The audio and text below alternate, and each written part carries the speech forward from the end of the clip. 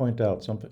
I just wanted to point out something really important, and that is that the spatial layout and the connected layouts are two very different things. If you look here under components, I have these two columns where main contents, embedded data, paratext, and so on, they are the top level components of what's inside a document or a paper.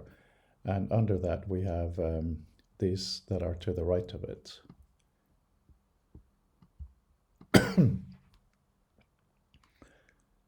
I just wanted to point out an important thing, and that is the difference between the spatial layout and the relationship layout.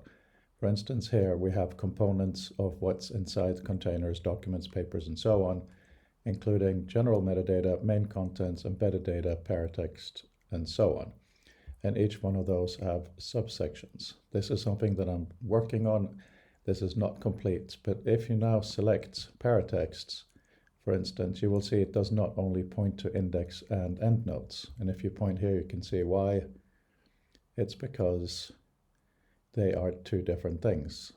They're trying to show different things. For instance, the colophon is general metadata. It is about the document, but it's also considered a paratext. So that's why I've chosen arbitrarily to have it under general metadata here, but I could easily have put it here as well.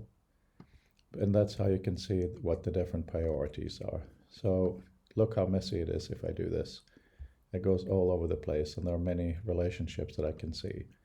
Under connections, connections are of course things that are in the document, appendix and references, and they refer to documents and papers as well. Hypertext have many different references, including of course Ted Nelson, but they are, in this view, for me, thinking about my work under the connections heading.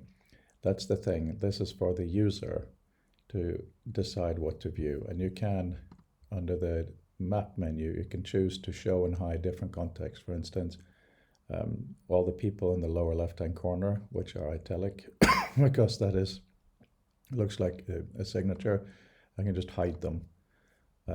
And so on. You see the different options here.